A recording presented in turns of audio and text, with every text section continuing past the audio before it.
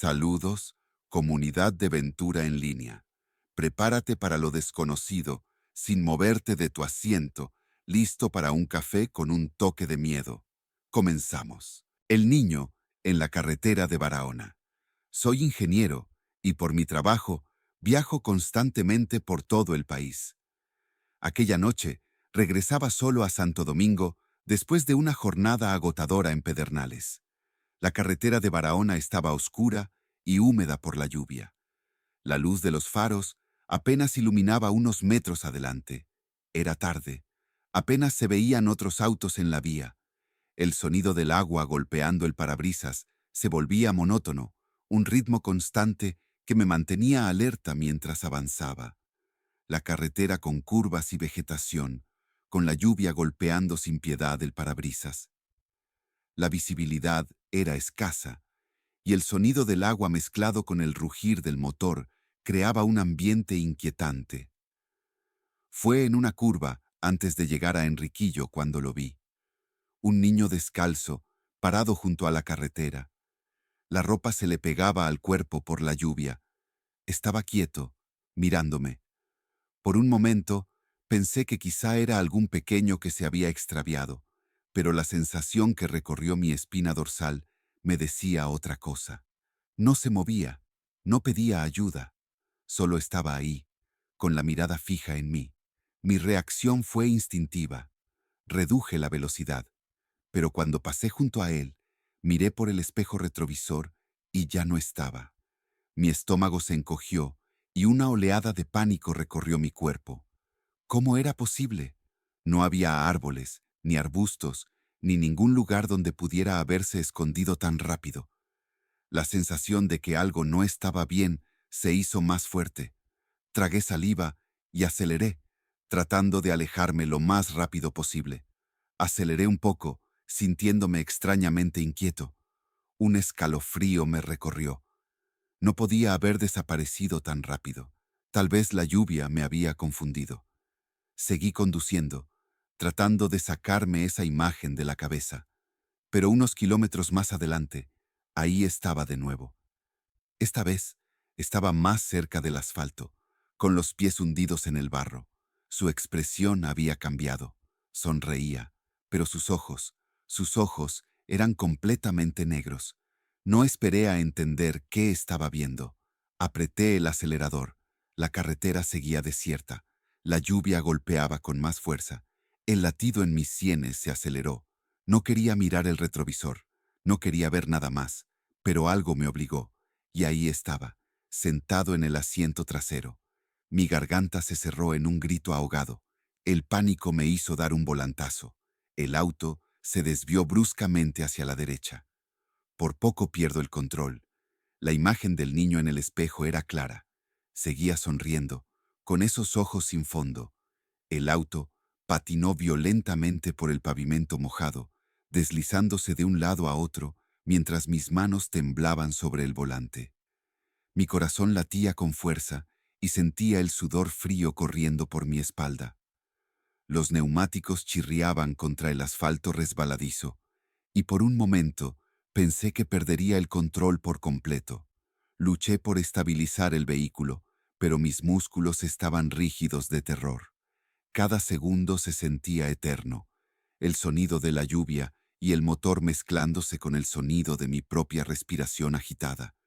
Intenté recuperar la dirección, pero el miedo me nublaba los sentidos. Sentía su presencia, sentía su mirada. Entonces, escuché el grito, un sonido agudo, desgarrador, imposible de describir. Llenó todo el interior del auto. Mis oídos zumbaban, mis manos temblaban en el volante. No podía seguir manejando así. Hice lo único que podía hacer. Cerré los ojos un segundo y grité también. Cuando los abrí, el niño ya no estaba. El auto derrapó de nuevo. La curva apareció frente a mí. Todo pasó en un instante. El impacto llegó antes de que pudiera reaccionar. Cuando desperté, todo estaba en silencio. El aire olía a tierra mojada. Un leve pitido retumbaba en mis oídos, confundiéndose con el murmullo lejano del viento entre los árboles. La humedad se filtraba por las rendijas del auto destrozado y sentí el frío pegándose a mi piel. Traté de moverme, pero un peso invisible me mantenía clavado al asiento. La opresión en mi pecho era casi insoportable, y por un momento dudé si realmente seguía con vida. El auto estaba destrozado, las bolsas de aire se habían activado, mi cabeza dolía, pero no tenía ni un rasguño. Estaba en el fondo de un barranco, entre árboles y maleza. No entendía cómo había sobrevivido. La lluvia había cesado. Solo quedaban las gotas resbalando por los vidrios rotos. Intenté abrir la puerta. Estaba trabada. Miré alrededor. No había luces, no había gente. Solo entonces me atreví a mirar el asiento trasero. Vacío. Tomé aire y golpeé la puerta con todas mis fuerzas. Después de varios intentos, logré salir. Subí con dificultad por la pendiente hasta llegar a la carretera. Todo estaba en calma. No había señales de mi accidente. No había restos en el asfalto. Me quedé parado ahí, en medio de la nada, respirando agitadamente. Entonces, lo vi una última vez. A lo lejos, en el borde de la carretera. El niño seguía ahí, sonriendo. Su imagen parecía desvanecerse con la brisa nocturna. Cuando por fin un conductor se detuvo para ayudarme, traté de explicarle lo que había pasado. Me miró con desconfianza. Dijo que nadie más había reportado un accidente. Cuando la policía llegó, revisaron el lugar. Mi auto estaba en el fondo del barranco, pero no encontraron signos de que algo más hubiera ocurrido. Intenté contar lo del niño. Nadie me creyó.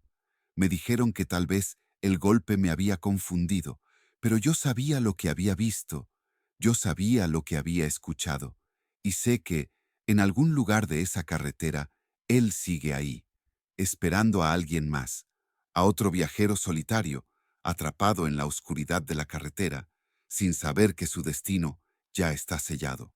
Saludos, comunidad de Ventura en línea. Prepárate para lo desconocido, sin moverte de tu asiento, listo para un café con un toque de miedo. Comenzamos. La leyenda de la Yola, el último tripulante, relatos de terror. Me llamo Ventura. Nací y crecí en un pueblo costero en la República Dominicana, donde la brisa del Caribe siempre lleva consigo historias. Las noches en el malecón son un ritual para los hombres del mar, donde se cuentan leyendas y se alimentan sueños de un futuro mejor. La más recurrente es Puerto Rico, esa tierra prometida al otro lado del agua. Esa noche éramos 15 los que compartíamos el mismo sueño. Con la yola lista, cargada de provisiones y combustible, zarpamos en silencio. No queríamos llamar la atención. Una linterna encendida por error podía significar el fin antes de comenzar el viaje hacia el futuro. Mientras la costa desaparecía tras nosotros, nos envolvía un aire de esperanza y nerviosismo.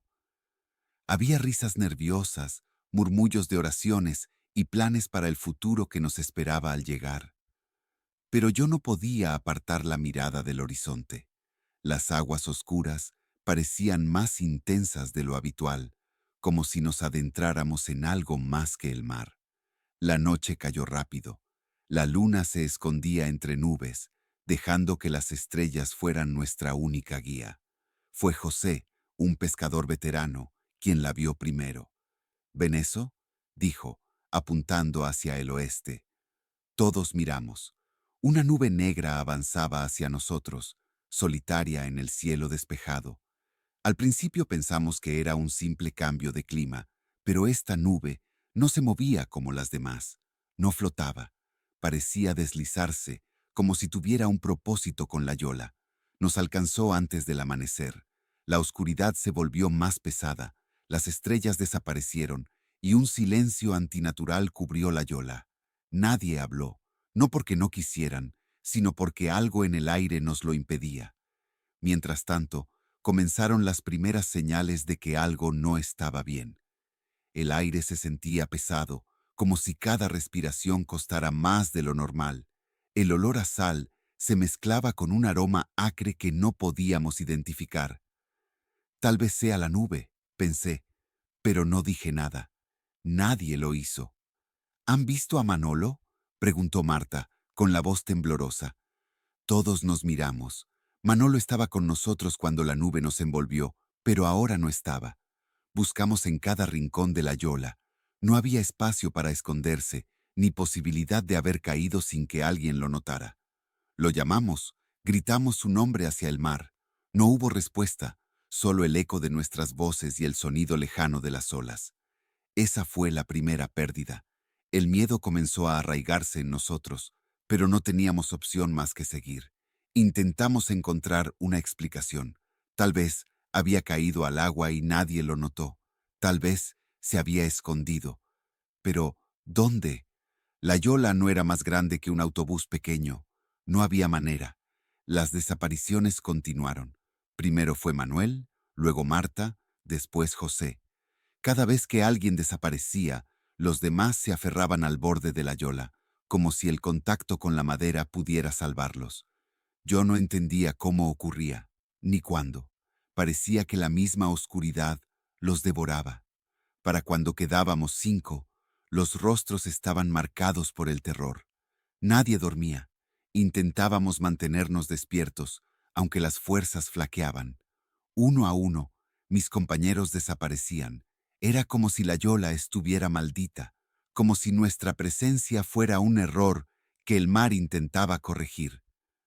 En una de esas noches, José intentó rezar en voz alta. Apenas comenzó, un golpe sordo sacudió la yola. Todos gritamos.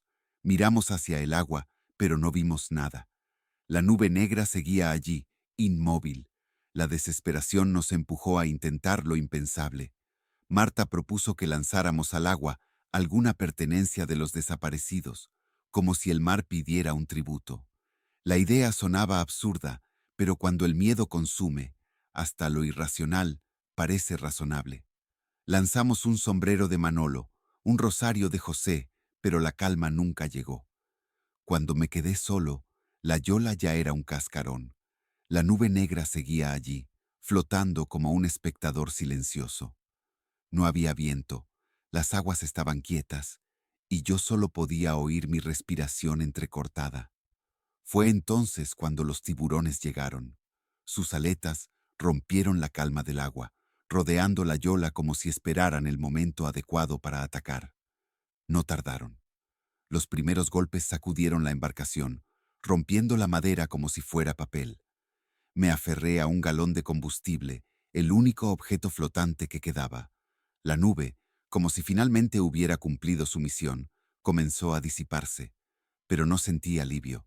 El agua negra bajo mí seguía moviéndose, y los tiburones parecían más persistentes, como si también estuvieran atrapados en esa maldición. En medio de la nada, vi algo que nunca olvidaré. Sombras bajo el agua, formas humanas que se movían junto a los tiburones. Era como si aquellos que desaparecieron estuvieran ahí abajo, atrapados, siendo parte de algo que yo no podía entender. Días enteros pasé flotando, perdí la cuenta de las horas. El sol quemaba mi piel y mi garganta estaba seca como el desierto. El hambre y la sed me hacían delirar. Veía sombras moviéndose bajo el agua, escuchaba voces llamándome por mi nombre. Pensé en dejarme ir, en soltar el galón y dejar que el mar me tragara.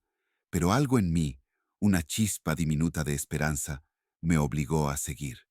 Una noche, mientras flotaba bajo un cielo despejado, vi luces en la distancia. Pensé que eran estrellas al principio, pero parecían moverse. Intenté gritar, pero mi voz no salía.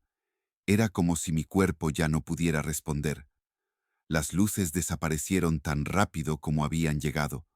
Hubo un momento en que sentí que algo rozaba mis pies.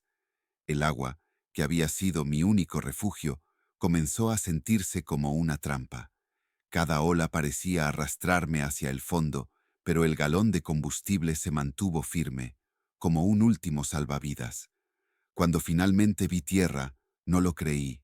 Mis ojos estaban hinchados y mi mente confusa. Me arrastré hacia la arena, deshidratado y al borde de la muerte.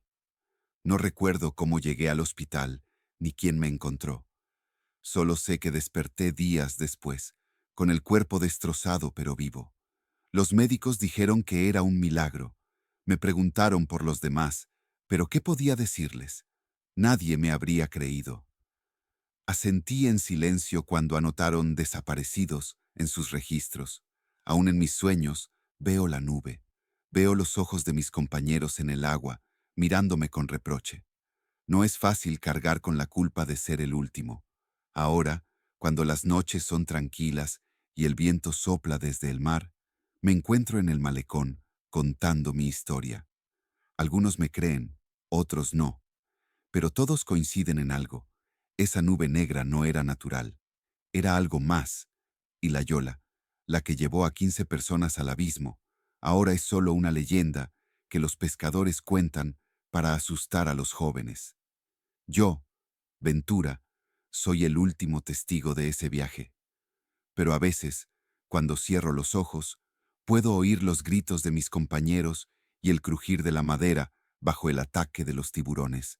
El mar nunca olvida, y yo tampoco. Aún hoy hay noches en que siento esa nube sobre mí, como una sombra que nunca me abandona. Quizás, algún día, el mar decida llevarme también. Hace unas noches, mientras contemplaba el mar desde el malecón, algo insólito ocurrió. Una brisa helada, que no correspondía con la temporada, me envolvió. Al principio pensé que era mi imaginación, pero entonces la vi, la nube negra, flotando en el horizonte, como un espectro que nunca se fue. Mis manos comenzaron a temblar. Cerré los ojos con fuerza, esperando que desapareciera, pero cuando los abrí, la nube estaba más cerca. Esta vez, no había tiburones ni sombras en el agua. Era solo ella, observándome, como si hubiera venido a buscarme. En ese momento, sentí un peso en mi bolsillo. Saqué un objeto que no recordaba haber guardado, un rosario. Era el mismo rosario que habíamos arrojado al mar aquella noche, el de José. Mis piernas se debilitaron y caí de rodillas en la arena.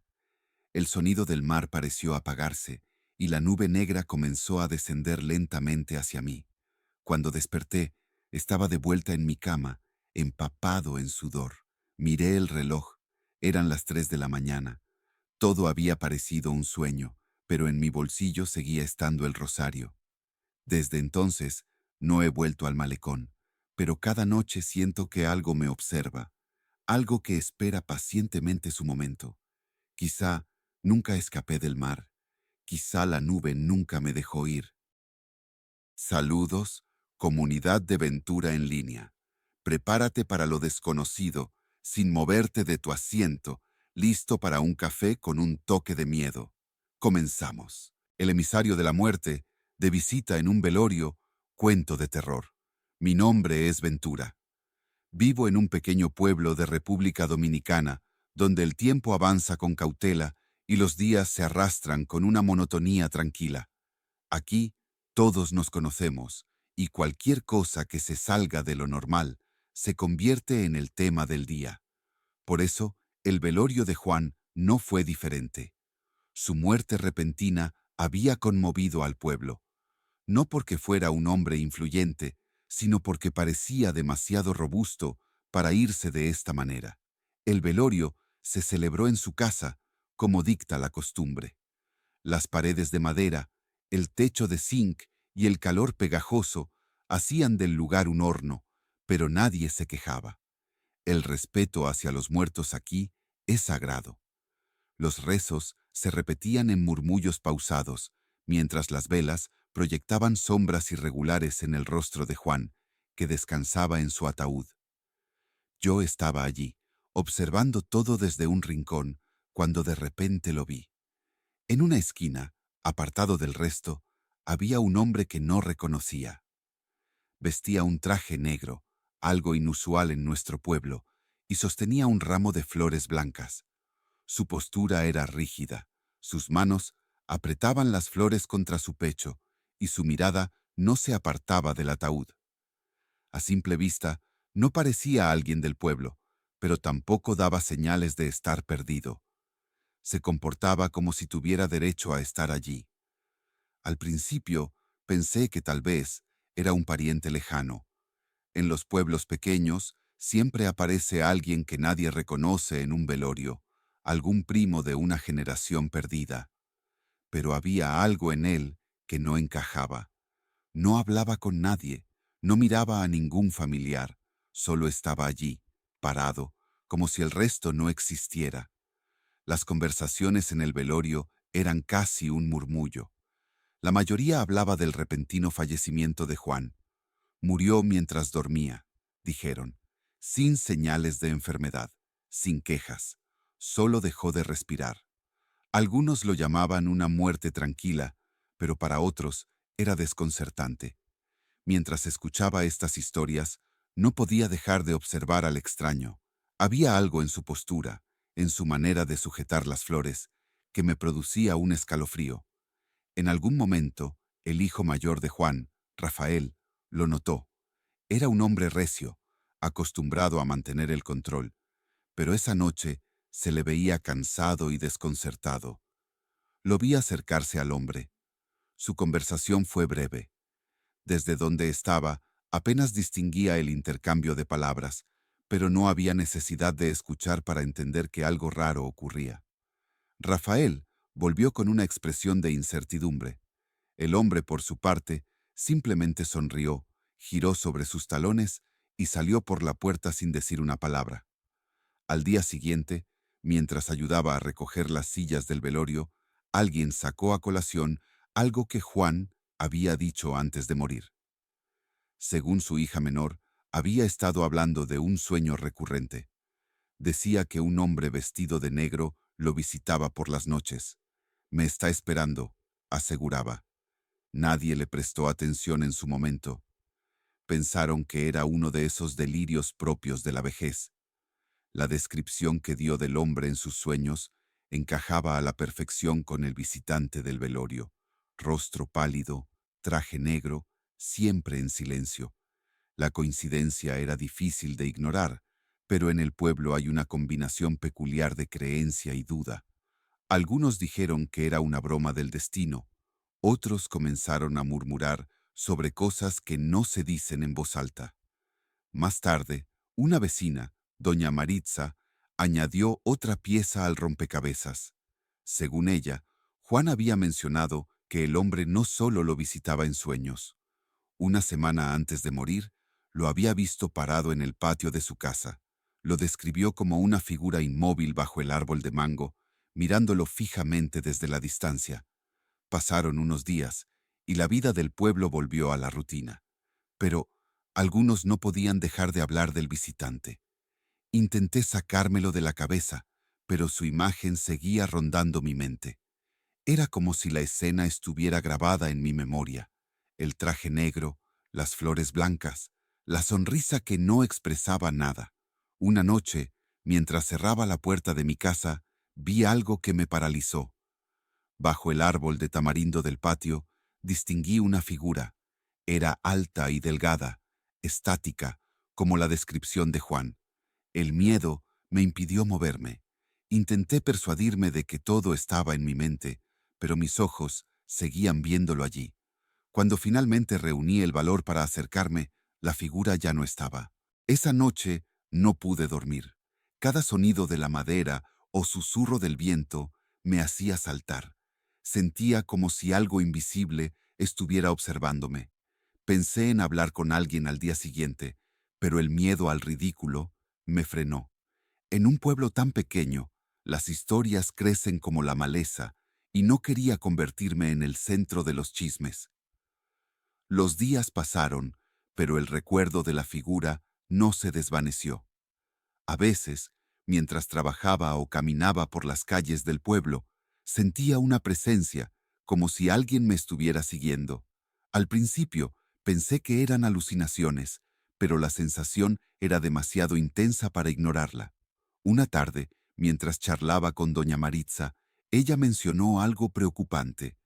Había encontrado flores blancas marchitadas bajo el árbol de mango en su patio, el mismo árbol donde el difunto Juan decía haber visto al hombre. Maritza lo tomó como una señal de mal augurio, pero yo solo podía pensar en el visitante del velorio. Con el tiempo, el pueblo dejó de hablar de Juan y del hombre del velorio, pero yo nunca pude olvidarlo. Cada vez que cerraba los ojos, veía su figura estática, su traje negro, su sonrisa vacía. Había algo profundamente perturbador en él, algo que parecía desafiar la realidad misma, como si fuera el emisario de la muerte. No sé si lo que vi aquella noche bajo el árbol de tamarindo fue real o una invención de mi mente. Pero desde entonces, el mundo me parece un lugar más extraño, un lugar donde lo inexplicable acecha en los rincones más oscuros. Y cada vez que el viento sopla entre los árboles, no puedo evitar sentir que de alguna manera él sigue allí, esperando que la muerte le ordene que venga por mí. Han pasado semanas desde el velorio de Juan, pero en el pueblo, el ambiente parece cargado de un silencio opresivo. Las noches son más frías y el viento arrastra un murmullo constante que nadie puede explicar. No he vuelto a ver al hombre del traje negro, pero su presencia persiste, como una sombra adherida a mi memoria. Esta noche, el cielo está cubierto de nubes oscuras que ocultan la luna. Estoy en la sala de mi casa, rodeado por un silencio que parece más frío de lo habitual. Las velas que uso para iluminar el lugar proyectan sombras que bailan sobre las paredes, deformándose en figuras inquietantes. De repente, escucho un golpe suave en la puerta principal, un toque apenas apreciable, como si alguien estuviera probando si estoy despierto. Mi corazón se acelera. No espero visitas, y menos a esta hora. Dudo por unos momentos, pero finalmente me levanto y camino hacia la puerta. Al abrirla, no hay nadie, solo el viento helado de la noche. Estoy a punto de cerrar cuando noto algo en la oscuridad, un ramo de flores blancas, marchitadas. Mi respiración se detiene por un momento. Las flores son idénticas a las que el hombre llevaba en el velorio de Juan. Recojo el ramo con manos temblorosas y lo llevo adentro. Las flores tienen un olor agrio, como si hubieran estado expuestas a algo más que el paso del tiempo. Las coloco sobre la mesa. De pronto, las velas parpadean y una corriente de aire helado recorre la sala, apagándolas por completo. La oscuridad me envuelve y el silencio se rompe con un sonido que proviene del patio. Pasos lentos, deliberados, sobre la grava. Me quedo inmóvil, incapaz de reaccionar, hasta que escucho una voz baja que pronuncia mi nombre. El corazón se me hiela. Reuniendo un valor que no sé de dónde proviene, corro hacia la ventana para mirar al patio. Bajo el árbol de tamarindo está él, el hombre del traje negro. Su figura se distingue claramente a pesar de la oscuridad, como si absorbiera la poca luz que hay. No se mueve, pero su presencia es sofocante. De repente, alza una mano y me señala directamente. Un escalofrío me recorre. Me aparto de la ventana, respirando con dificultad, y corro hacia la puerta trasera, decidido a huir. Pero cuando la abro, me encuentro cara a cara con él. Está allí, a solo unos pasos de distancia, con la misma sonrisa vacía. Las flores blancas vuelven a aparecer en sus manos, frescas, como si nunca hubieran marchitado. ¿Qué quieres de mí?, le grito. El hombre no responde. En cambio, da un paso hacia adelante, y en ese instante, el mundo parece detenerse, y una sensación de frío absoluto se apodera de mí. Cuando recupero la conciencia, estoy en el suelo, solo. Las flores han desaparecido, y el hombre también. Pero en mi pecho siento un peso invisible, que no puedo ignorar. Esto no ha terminado. Su visita no fue un aviso, sino una promesa. Desde esa noche, vivo con la certeza de que el hombre volverá. Cada ruido en la oscuridad, cada sombra fugaz me recuerda que estoy marcado. No sé cuándo, ni cómo, pero siento que su próxima aparición será la última. Y cuando finalmente llegue ese momento, no estoy seguro de que alguien en este mundo pueda protegerme de él. Saludos, comunidad de Ventura en línea. Prepárate para lo desconocido, sin moverte de tu asiento. listo para un café con un toque de miedo. Comenzamos. La leyenda del hombre sin sombra en las carreteras. Relatos de terror. Mi nombre es Ventura y nací en un pequeño pueblo, rodeado de montes y cafetales. Mi infancia transcurrió entre paisajes llenos de vida, ríos cristalinos que corrían libres, montes cubiertos de un verde infinito y cafetales que despedían un aroma inconfundible al amanecer. Recuerdo cómo los días parecían eternos, llenos de juegos bajo el sol y noches en las que el fuego del fogón reunía a toda la familia. Ahí, los mayores narraban historias que parecían cobrar vida con cada palabra. Hablaban de criaturas que habitaban los montes, luces misteriosas en los cafetales y voces que podían escucharse cuando el viento soplaba fuerte. Yo escuchaba fascinado, aunque muchas veces aquellas historias me impedían dormir en paz. Crecí entre risas y cosechas, aprendiendo a manejar un machete y a cuidar las plantas de café como me enseñó mi abuelo. Mi mundo estaba lleno de tranquilidad, y la rutina del campo me daba ese efecto de seguridad que creía eterna. Pero la vida tiene maneras extrañas de recordarnos que el peligro acecha incluso en los lugares más tranquilos. Jamás imaginé que un día yo mismo sería protagonista de un relato tan perturbador, algo que cambiaría mi visión del mundo para siempre. Desde joven, me gané la vida transportando café y maíz en mi viejo camión por las carreteras de la región. Conocía cada curva y bache, cada árbol torcido que adornaba el camino.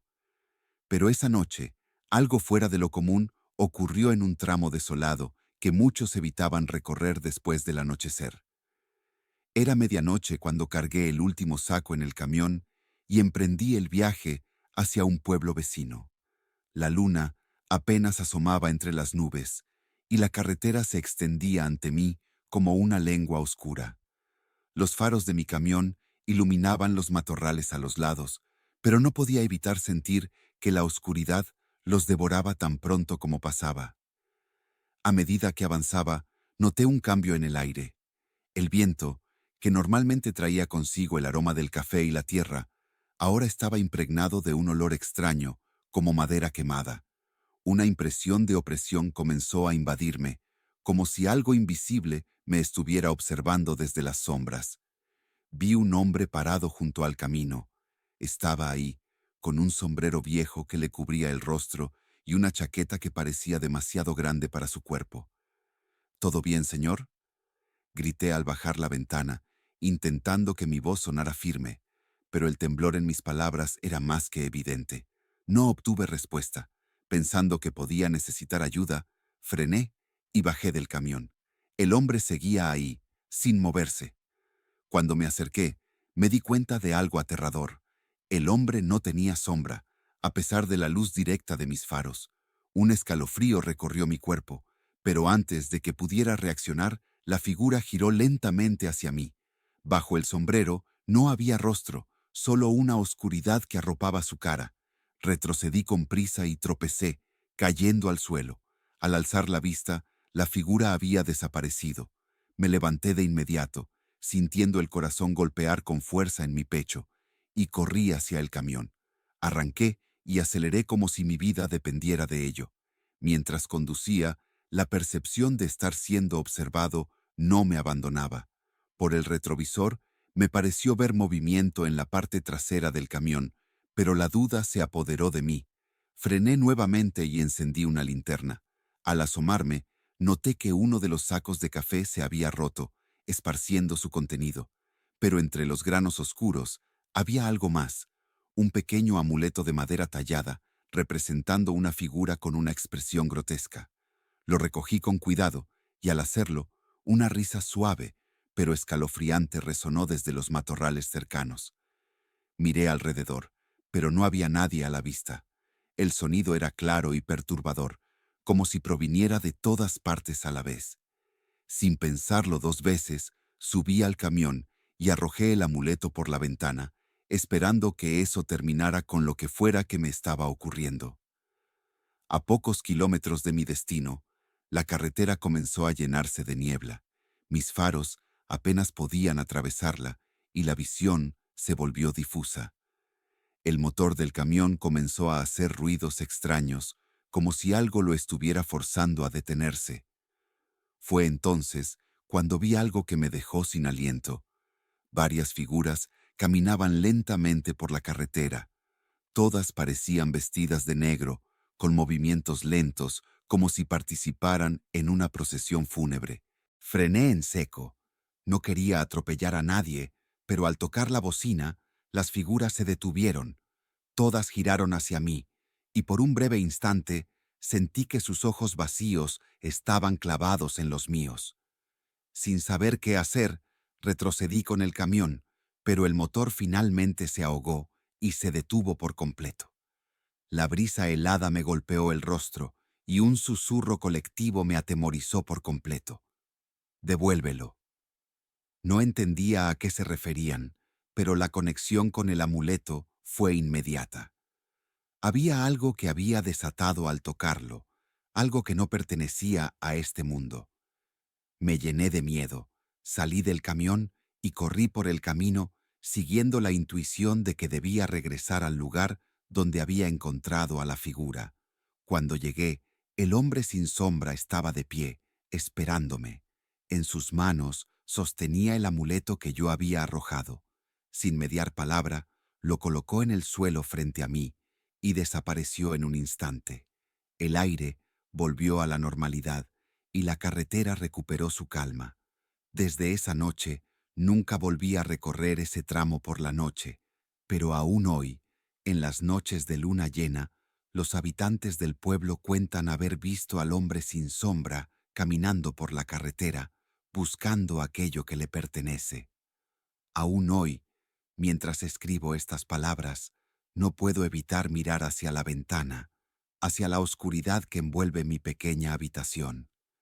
Hay noches en las que siento que algo me observa desde el borde del monte, como si la historia que intenté dejar atrás aún no hubiera terminado. Tal vez no debí tocar ese amuleto, o tal vez hay cosas que están destinadas a seguirnos, sin importar cuánto intentemos escapar. Una parte de mí quiere creer que fue solo un mal sueño, una pesadilla que mi mente creó para llenar los vacíos de aquella noche. Pero otra parte, más profunda y primitiva, sabe que no es así. Si decides viajar por carreteras oscuras en la noche, ten cuidado, porque el hombre sin sombra aún está ahí esperando. ¿Y tú? ¿Te atreverías a detenerte si lo ves? Les comparto mi experiencia por si en algún momento llegan a enfrentar algo similar en la carretera. Las noches, en la carretera, pueden ser solitarias y misteriosas, y nunca se sabe lo que uno puede encontrar. En mi caso, lo que viví fue tan impactante que me llevó a cambiar mis hábitos y reflexionar sobre los riesgos que a menudo subestimamos. Espero que mi historia les sirva de referencia, ya sea para prestar más atención a su entorno, para ser más precavidos al elegir los horarios de viaje o simplemente para estar preparados ante lo inesperado. Las carreteras tienen sus propios secretos y a veces estos pueden quedarse con uno mucho tiempo después de haber dejado el volante. Por todo esto, decidí evitar recorrer las carreteras por las noches, priorizando mi seguridad y tranquilidad. Saludos, comunidad de Ventura en línea. Prepárate para lo desconocido, sin moverte de tu asiento, listo para un café con un toque de miedo. Comenzamos. Pelotero fantasma, el toletero. Relatos de terror. Me llamo Ventura. Trabajo como vigilante en un estadio de béisbol en la República Dominicana. Durante los juegos, el lugar está lleno de vida, entrenamientos, partidos, el bullicio de la gente. Pero en las noches, cuando todo queda en silencio, es diferente. Desde que empecé a trabajar aquí, escuché historias sobre un pelotero que seguía entrenando después de muerto. Se llamaba Miguel, un joven con un talento excepcional y un sueño inquebrantable de llegar a las grandes ligas. Desde niño, pasaba horas en el campo, perfeccionando su bateo y su velocidad. Era conocido por su trabajo duro, por su incansable disciplina y por su amabilidad con los más pequeños que se acercaban a verlo entrenar. No importaba si el sol ardía o la lluvia caía con fuerza, Miguel siempre estaba ahí, practicando sin descanso. Dicen que su obsesión por mejorar lo llevó a sobrepasar sus propios límites. Las noches previas a su muerte lo vieron entrenar hasta la madrugada, como si estuviera luchando contra el tiempo, como si supiera que su historia no tendría el final que tanto había esperado. Se decía que entrenaba sin descanso, sin importar la hora, hasta que una noche se desplomó en el campo. Murió antes de cumplir su sueño. No creía en esas historias. Pensaba que eran solo cuentos para los nuevos. Pero con el tiempo, empecé a notar cosas extrañas, pelotas que aparecían en el campo cuando nadie las había usado, sonidos en la noche, golpes, como si alguien estuviera practicando con un bate. No le di importancia, hasta la noche en que lo vi con mis propios ojos. Era una noche tranquila. Me quedaba poco para terminar mi turno cuando escuché algo. Un golpe parecido al sonido del bate cuando le da a la bola, luego otro. Parecía un ritmo constante, como si alguien estuviera practicando en la oscuridad. Pensé que tal vez alguien se había quedado más tiempo en el estadio, pero sabía que todos ya se habían ido. Cada sonido, por mínimo que fuera, se amplificaba en la inmensidad del estadio vacío. La brisa nocturna hacía crujir las lonas de los asientos y susurraba entre las gradas, como si alguien respirara a lo lejos. No podía haber nadie. Me acerqué con cautela a las gradas. El eco de mis pasos rebotaba entre las gradas metálicas, amplificando mi inquietud. Fue entonces cuando lo vi. En la caja de bateo había un hombre. Estaba de espaldas. Vestía lo que parecía ser un uniforme viejo, sujetaba un bate con firmeza. Su postura era perfecta, sus movimientos precisos. Se preparaba, giraba el bate con fluidez y golpeaba una pelota invisible con una fuerza impresionante. Una y otra vez repetía el mismo movimiento con una precisión inquietante. Me quedé quieto, observándolo. Por un momento, pensé que era alguien que se había metido al estadio sin permiso, pero algo no encajaba. No había ruido de pisadas, ni respiración agitada, ni la sombra del bate al moverse bajo la luz de los postes. Tomé mi linterna y la apunté hacia la caja de bateo. En cuanto la luz tocó la figura, ésta se desvaneció. No corrió, no se alejó, simplemente desapareció. Lo único que quedó fue una gorra tirada en el suelo. Me acerqué despacio. La gorra estaba polvorienta, vieja, parecía haber estado ahí por mucho tiempo. La levanté y la revisé. En la parte interna del borde tenía un nombre escrito con marcador negro: Miguel el Toletero. Ese nombre me sonaba. Busqué en mi celular y encontré una noticia vieja. Joven pelotero. Miguel fallece en extrañas circunstancias mientras entrenaba en un campo de béisbol. Sentí un escalofrío. Según la noticia, el joven tenía 19 años cuando lo encontraron desplomado en el campo. No había signos de violencia ni de enfermedad. Simplemente había caído y nunca volvió a levantarse. Devolví la gorra al suelo y me alejé sin mirar atrás. A partir de esa noche, todo cambió. La energía del estadio se sentía diferente. El aire era más frío, más pesado. Cada noche, el sonido del bate resonaba con más fuerza. Ya no era solo un golpe, eran varios, como si Miguel estuviera perfeccionando su técnica. Una madrugada, decidí colocar una cámara en la caja de bateo. Al día siguiente, revisé la grabación. Al principio, todo estaba tranquilo, pero entonces vi cómo la arena del suelo se removía sola, como si alguien caminara sobre ella. Luego, las pelotas que había dejado en el lugar comenzaron a moverse sin que nadie las tocara. Finalmente, la imagen se distorsionó y la pantalla se llenó de rayas. El corazón me latía con fuerza. Había intentado razonar lo que veía, pero ya no había explicaciones lógicas. Sentí que mi propia realidad se desmoronaba, como si una grieta invisible se abriera ante mis ojos. ¿Cuánto tiempo llevaba Miguel atrapado aquí? ¿Seguía aferrado a su sueño incluso después de la muerte? Pensé en todas las veces que había ignorado las historias, en cómo había tratado de explicar lo inexplicable. Ahora, no había dudas. Algo o alguien se negaba a irse, y yo, sin quererlo, había sido testigo de ello. Miguel seguía aquí, atrapado en su rutina eterna. Me pregunté si sentía frustración, si era consciente de que su cuerpo ya no respondía como antes, de que sus logros jamás serían reconocidos, o tal vez solo estaba siguiendo una costumbre, un hábito que se había convertido en su única existencia. Pensé en su obsesión por mejorar, en su lucha por alcanzar la perfección, y me invadió un sentimiento de tristeza. ¿Podía ayudarlo de alguna manera? ¿O simplemente estaba condenado a repetir su entrenamiento por la eternidad? Con el tiempo, los jugadores también comenzaron a notar cosas extrañas. Algunos se quejaban de sus guantes desaparecidos. Otros decían que sentían que alguien los observaba desde las gradas vacías. Uno de ellos, un joven lanzador, me dijo: ayer, mientras practicaba, escuché una voz que me susurró: hazlo bien. Creí que era mi coach, pero cuando volteé, no había nadie. Sabía que Miguel no quería hacer daño, solo quería seguir jugando.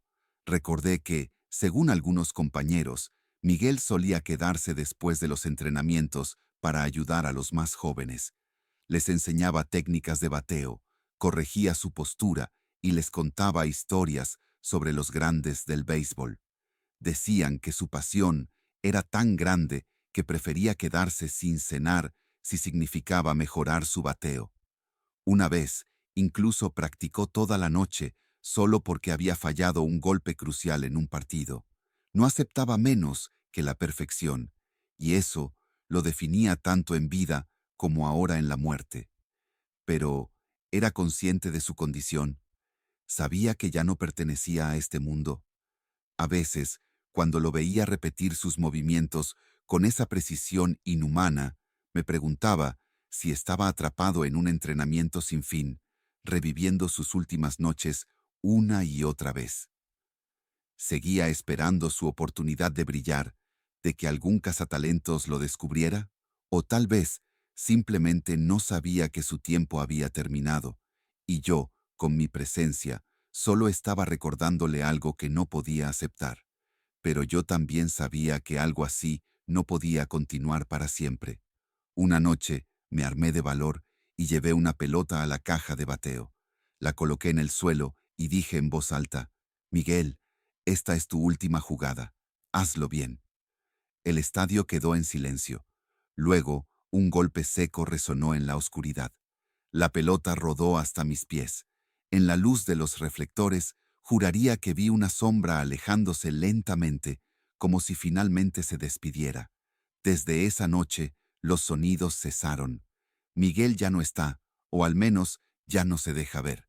Pero una semana después, mientras recorría el estadio en mi turno nocturno, encontré una pelota en el montículo de lanzamiento. Estaba cubierta de polvo, como si hubiera estado ahí por años. Pero lo más extraño fue la marca.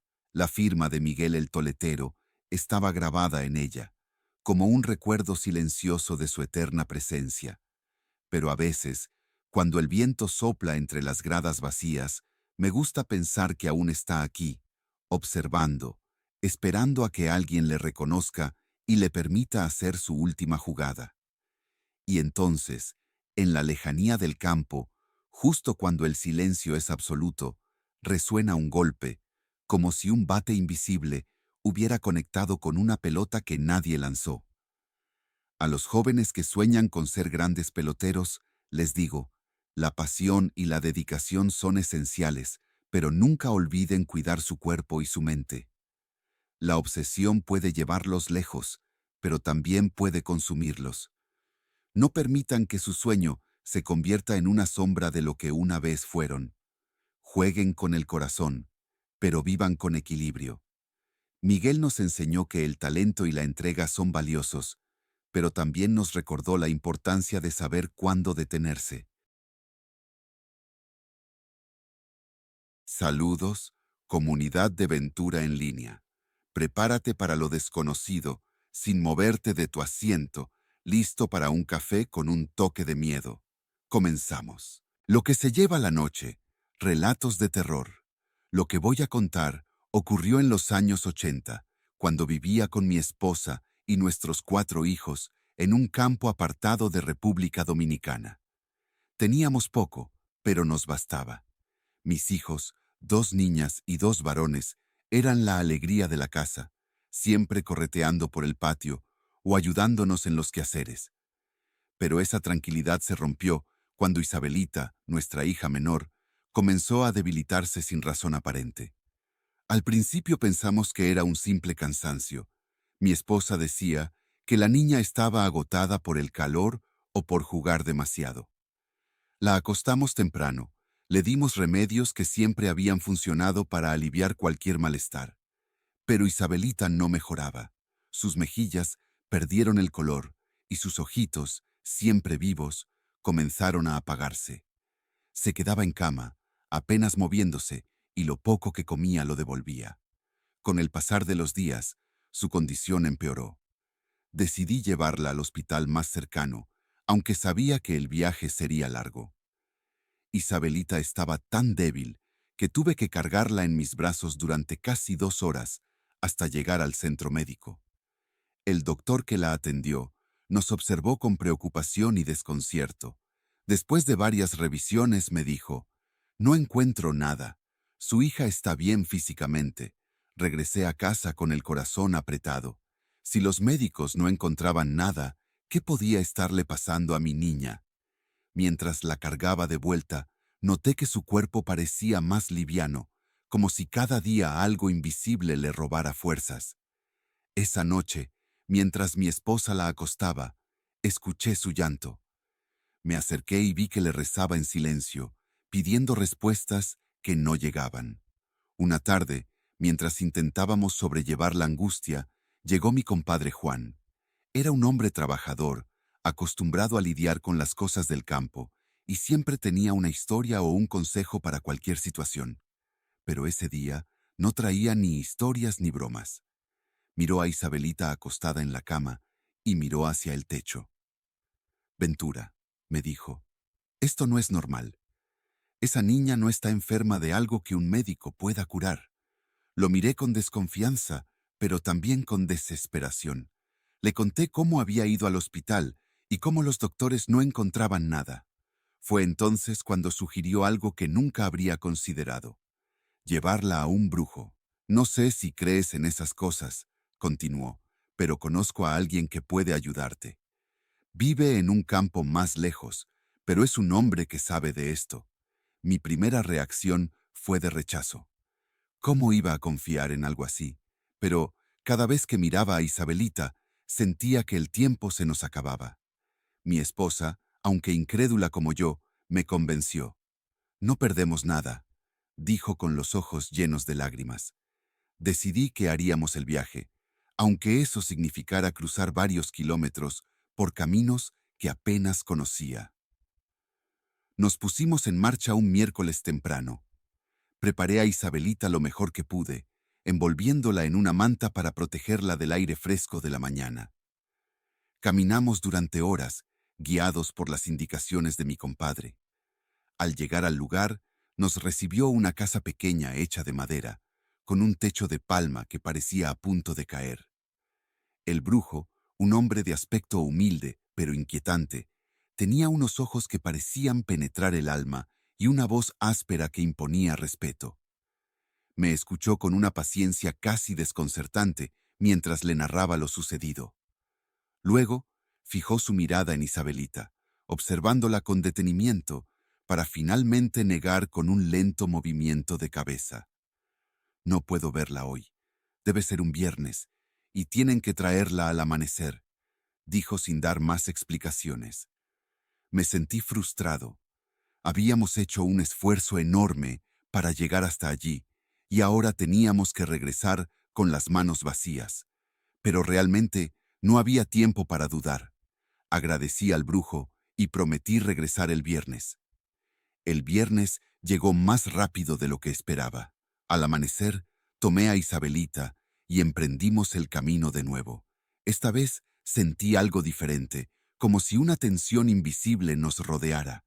Al llegar, el brujo nos esperaba fuera de la casa. Sin decir nada, me hizo pasar con la niña a un pequeño cuarto iluminado por una vela. Colocó a Isabelita en una mesa vieja y comenzó a murmurar palabras que no entendía. Con movimientos lentos, pasó sus manos sobre el cuerpo de mi hija, como si estuviera buscando algo. De pronto, se detuvo y me miró con gravedad. «Tu hija no está enferma», dijo. «La está chupando una bruja». Mi corazón se detuvo al escuchar esas palabras. Según el brujo, la bruja era una prima mía, alguien que nos visitaba de vez en cuando. Me explicó que, por las noches, se transformaba en un ser que venía a alimentarse de Isabelita. El cuerpo de la niña emite un sonido cuando la bruja está cerca, añadió. Voy a prepararte algo para atraparla. El brujo me entregó una botella con un líquido que olía fuerte, una mezcla de hierbas y algo que no pude identificar. Me explicó que debía rociar el líquido alrededor de la cama de Isabelita cada noche. También me dio un pequeño talismán hecho de madera y cuerda que debía colgar en la entrada de la casa. Cuando la bruja venga, la niña emitirá un sonido que te avisará. En ese momento, no debes dudar. Tira el líquido directamente sobre la bruja y caerá. Volvimos a casa al caer la noche. El camino se sentía interminable, como si las sombras de los árboles quisieran tragarnos. Isabelita seguía igual de débil, apenas consciente, y yo no podía dejar de pensar en las palabras del brujo. Mi esposa me esperaba en la entrada, y al verla, supe que entendía que habíamos llegado al límite. Esa noche, hice todo lo que el brujo indicó. Esa madrugada fue la más larga de mi vida. No pegué un ojo, sentado junto a la cama de Isabelita, con el frasco cerca de mí. El resto de la casa estaba en silencio, salvo por los ronquidos suaves de mis otros hijos. Cerca de la medianoche, sentí un cambio en el aire, como si algo se hubiera colado en la casa sin hacer ruido. Fue entonces cuando Isabelita empezó a emitir un sonido que nunca había escuchado, un murmullo profundo y extraño que parecía salir de lo más hondo de su pecho. Me puse de pie de un salto, con el corazón latiendo tan rápido que apenas podía respirar. No vi nada a mi alrededor, pero sabía que estaba ahí. Algo estaba con nosotros en esa habitación. El sonido continuó, y en la oscuridad, los ojos de Isabelita se abrieron de golpe, mirándome sin expresión. Sentí un escalofrío, pero no había tiempo para dudar. Cogí el frasco y lo sostuve con fuerza, esperando cualquier movimiento. De repente, una figura se movió en la esquina del cuarto, apenas visible en la oscuridad. No era humana. Su cuerpo era pequeño, encorvado, y tenía un rostro que no pude distinguir bien. La figura avanzó hacia la cama con movimientos lentos. Sin pensarlo, lancé el líquido hacia la figura. El grito que salió de ella fue inhumano, un sonido que parecía perforar el aire. La figura se desplomó y antes de que pudiera acercarme, desapareció como si nunca hubiera estado allí. Al día siguiente, llevé a Isabelita de vuelta al brujo. Le conté lo que había ocurrido, pero no parecía sorprendido. Me dijo que la bruja volvería. No es fácil deshacerse de algo así. Tienes que ser fuerte y proteger a tu familia. Preparó otro frasco, esta vez con instrucciones más específicas. Cuando vuelva, no basta con herirla. Tienes que asegurarte de que no pueda regresar. Este líquido es más fuerte, pero debes usarlo con cuidado. Regresé a casa con una sensación de impotencia. Mi prima, una persona que alguna vez consideré familia, estaba detrás de todo esto. Pero, ¿cómo podía enfrentarme a alguien que ni siquiera parecía humana?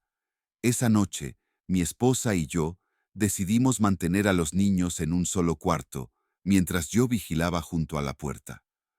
Los días pasaban lentamente, y aunque Isabelita seguía débil, el sonido no había vuelto. Comencé a pensar que tal vez lo peor había pasado. Pero una tarde, mientras mi esposa y yo estábamos en el patio, vi a mi prima llegar. No la esperaba, y mi cuerpo se tensó al verla. Me saludó con su sonrisa habitual, pero algo en sus ojos me hizo dudar. Parecían observarme con una intensidad que no podía explicar. Esa noche, el sonido volvió. Fue más fuerte, más desesperado, y esta vez no estaba solo. Sentí pasos alrededor de la casa, como si algo o alguien estuviera acechando. El ruido se detuvo de golpe y un silencio pesado llenó el cuarto. Sabía que era el momento. Me acerqué a la cama de Isabelita, el frasco en una mano y un machete en la otra.